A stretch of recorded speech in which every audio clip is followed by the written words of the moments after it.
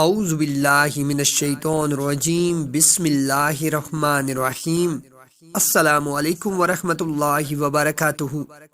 میرے پیارے ناظرین و سامعین، عشاء کی نماز ایک اہم روحانی حد فاصل ہے۔ دن بھر کی مشقت اور دنیا کی دوڑ دھوپ کے بعد وہ لمحہ جب آپ سجدے کر کے اٹھتے ہیں تو آپ کا دل اللہ کے قریب ہوتا ہے، آپ کی زبان دعا کے لیے نرم ہوتی ہے اور آپ کا وجود مخاطب رحمت بن چکا ہوتا ہے۔ اسی کیفیت میں عشاء کی 4 سنتوں کے بعد اگر بندہ اللہ کے نام کے ساتھ بیٹھ کر مخصوص صورت یا اسم الہی کا ورد کرے تو وہ عمل نہ صرف اس کی روح کو تازگی بخشتا ہے بلکہ زندگی کے خار راستوں کو نرم کر کے آسانیوں کے راستے کھول دیتا ہے۔ بزرگان دین نے ہمیشہ تاکید کی ہے کہ عشاء کے بعد کا وقت قبولیت کے قلیل لمحوں میں شامل ہے، جیسا کہ ابن عباس رضی اللہ تعالیٰ عنہ سے منقول ہے کہ رسول اللہ صلی اللہ علیہ وآلہ وسلم نے فرمایا کہ جو شخص رات کے سناٹے میں اللہ کا ذکر کرے تو اللہ اس کا 7 گنا بدلہ دیتا ہے، وہ اس کی دعا قبول فرماتا ہے اور اسے دنیا و آخرت میں ہدایت و کامیابی عطا کرتا ہے۔ یہ حدیث ہمیں یاد دلاتی ہے کہ رات کے اوقات خاص طور پر عشاء کے بعد دعا اور ورد کے لیے انتہائی مناسبت رکھتے ہیں۔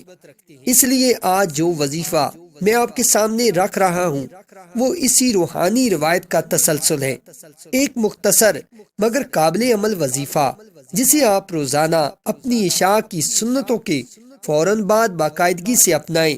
یقیناً آپ زندگی میں اس کے اثرات محسوس کریں گے۔ آپ سوچ رہے ہوں گے کہ آخر وہ کون سا عمل ہے جو کم وقت میں اتنی تاثیر دے سکتا ہے؟ اس کا جواب ہے کہ آسان الفاظ میں اللہ کے اسم محمدی یا اس کے متعلقہ مخصوص صورت کا روزانہ مختصر ورد، دل کی خالص نیت اور مستقل مزاجی، یہ تینوں مل کر ہر رکاوٹ کو توڑ دیتی ہیں۔ قرآن و حدیث میں واضح ہے کہ اللہ تعالیٰ اپنے بندوں کی طرف بہت رحم والا ہے اور جو اس کے قریب آنے کی کوشش کرتے ہیں اللہ اس کے لیے راستے پیدا کر دیتا ہے۔ ایک مرتبہ حضرت علی کرم اللہ وجہ الکریم نے فرمایا کہ جو بندہ اللہ کے قریب آتا ہے اللہ اس کے لیے ایسے اسباب پیدا کرتا ہے جن سے اس کا رزق آسان ہو جاتا ہے۔ اسی قول اہل علم کی روشنی میں اس وظیفے کو سمجھے۔ یہ وظیفہ دراصل اللہ کے قریب آنے کا ذریعہ ہے، اس کی مدد مانگنے کا انداز ہے اور اس کے نتیجے میں اللہ آپ کے لیے وہ اسباب پیدا فرماتا ہے جو آپ کی زندگی بدل دیں۔ اب آتے ہیں وظیفے کی عملی صورت کی طرف، مگر اس سے پہلے ایک لمحہ رک کر یہ بات ذہن نشین کر لیں کہ وظیفہ کرنے کی اصل قوت آپ کے دل کی اخلاص میں ہے۔ زبان کا ورد جب دل سے جڑا ہوتا ہے تو آسمان تک پہنچ جاتا ہے اور فرشتے اس میں سفارش شامل کرتے ہیں۔ حضور کہتے ہیں کہ اگر کوئی شخص لفظوں کو یاد رکھ کر بے دلی سے پڑھتا ہے تو وہ محض الفاظ رہ جاتے ہیں، مگر جب وہی الفاظ دل سے نکلیں تو وہ دعوت اجابت بن جاتے ہیں۔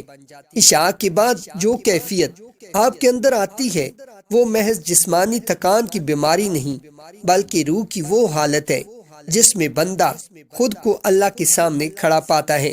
اس وقت کی چند منٹ کی عبادت بڑے بڑے سالوں کی محنت سے زیادہ قیمتی ہوتی ہے، اسی لیے وظیفہ کرنے کی یہی بہترین گھڑی قرار پائی ہے۔ اس پورے عمل میں نہ تو کوئی سختی ہے نہ طویل محنت، بلکہ ایک چھوٹی سی خالص نیت، چند مختصر آیات یا اسم الہی کی زبانیاں اور دعا کی عاجزی کافی ہے۔ ذرا غور کریں، کیا دنیا کی وہ ساعتیں جن میں آپ بے چینی، فکر یا پریشانی میں بیٹھے رہتے ہیں اللہ کی بارگاہ میں کوئی چند الفاظ مانگنے سے بہتر نہیں گزر سکتی؟ یقیناً وہی بہتر ہے، اور اسی لیے میں آپ کو ان الفاظ کی سیدھی اور آسان ترکیب سکھانے جا رہا ہوں۔ تجربہ کار مشائخ کا کہنا ہے کہ جب آپ رات کے اس اندھیری مگر نورانی وقت میں اللہ کے ذکر سے اپنے دل کو روشن کریں گے تو آپ کے لیے صبح کی سحر میں ایسے اسباب بھیج دے گا جن کے آپ خود بھی محتاج نہیں تھے۔ کسی رشتہ دار کی طرف سے رعایت، کسی جانی پہچانی جگہ پر اچانک روزگار کا موقع، کاروبار میں غیر متوقع گاہک، قرض کی ادائیگی کا راستہ، کسی بیماری سے شفا وغیرہ۔ یہ سب چھوٹے بڑے کرم کی مثالیں ہیں جو وظیفہ کے ذریعے نصیب ہوتی ہیں۔ حدیث میں آیا کہ رسول اللہ صلی اللہ علیہ وآلہ وسلم نے فرمایا کہ صبح و شام کے اوقات میں طبعاً دعا کی قبولیت زیادہ قریب ہوتی ہے، اور عشاء کا بعد والا وہ حصہ بذات خود صبح و شام میں ہونے والی قبولیت کی ایک بڑی کھڑکی کھول دیتا ہے۔ تو آج جب بھی آپ یہ وظیفہ کریں تو اپنے دل میں یقین رکھیں کہ آپ کی دعا بارگاہ الہی تک پہنچتی ہے۔ یہاں میں آپ کو ایک مکمل، مفصل مگر آسان طریقہ بتا رہا ہوں۔ عشاء کی 4 سنتوں کے بعد فوراً وضو کیے بغیر بیٹھ جائیں۔ اگر آپ وضو کر کے بیٹھیں تو اور بھی بہتر ہے، کیونکہ وضو روح کو تازگی دیتا ہے، لیکن شرط وضو کی پابندی کمزور افراد کے لیے ضروری نہیں۔ نیت کا خالص ہونا سب سے اہم ہے۔ بیٹھتے وقت قبلہ رخ ہونا بہتر ہے، مگر لازم نہیں۔ آرام سے زمین پر یا صوفے پر بیٹھ کر کسی خاموش جگہ پر موبائل بند کر دیں تاکہ بیرونی شور و غل آپ کی توجہ نہ ہٹائے۔ دل میں پہلے وہ حاجت لائیں جس کے لیے آپ یہ وظیفہ کر رہے ہیں، چاہے وہ رزق میں کشادگی ہو، فیصلہ سازی میں رہنمائی ہو، بیماری سے شفا ہو، یا رشتوں کی بہتری۔ نیت واضح رکھتے ہوئے ایک مختصر دعا ذہن میں بیان کریں کہ یا اللہ، اس عمل کے ذریعے میری حاجت پوری فرما۔ اس کے بعد آپ سورۃ الفاتحہ یا سورۃ الاخلاص 2 مرتبہ یا سورۃ الفلق اور سورۃ الناس ایک مرتبہ ترتیب سے پڑھ سکتے ہیں۔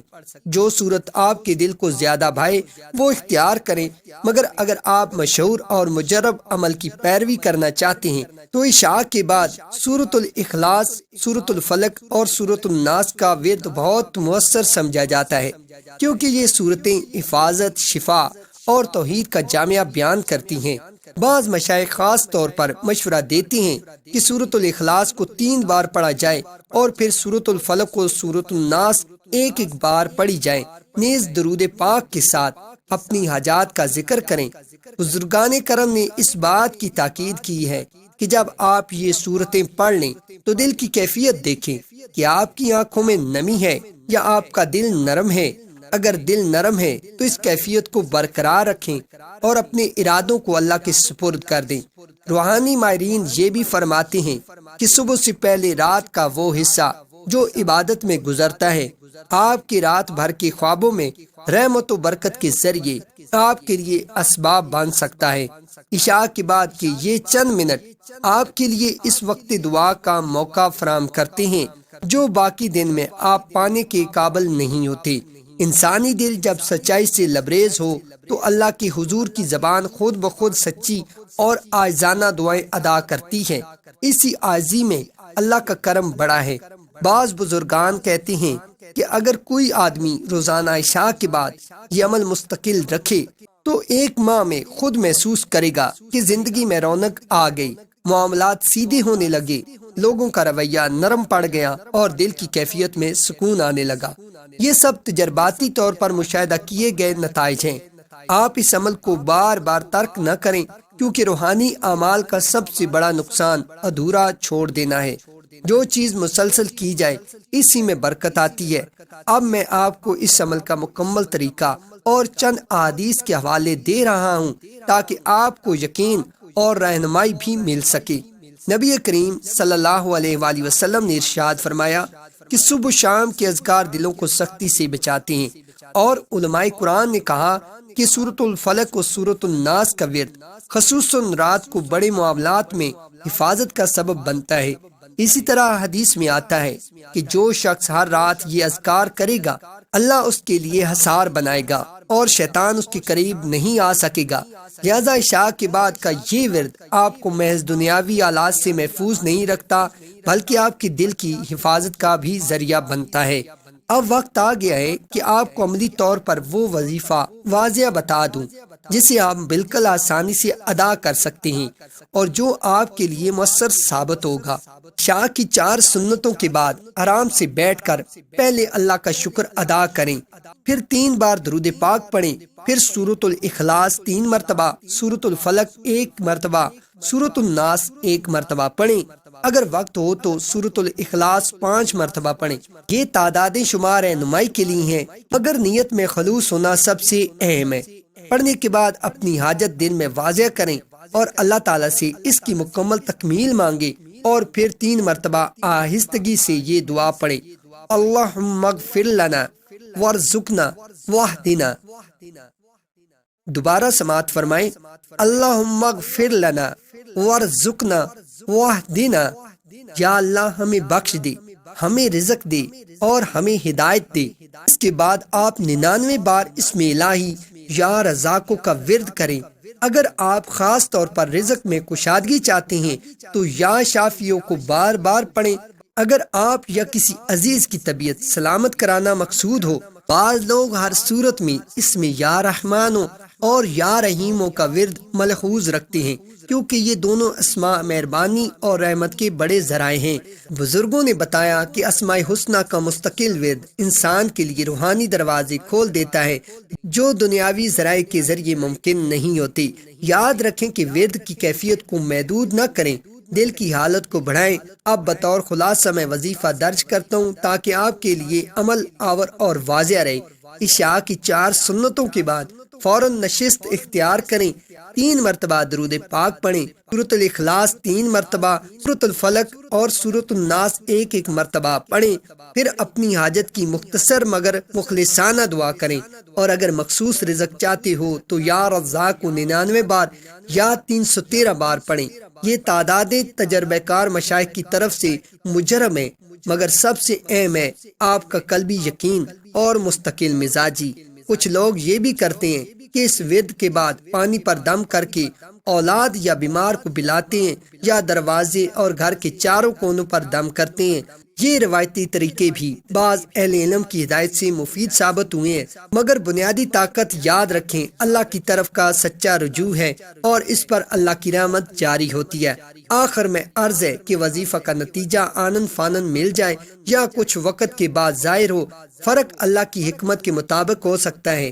بعض اوقات آزمائش میں بھی اللہ مخصوص بندے کو قوت عطا کرتا ہے، لہذا ثابت قدم رہیں، شکر گزار رہیں اور اللہ کی رحمت کی امید کبھی نہ چھوڑیں۔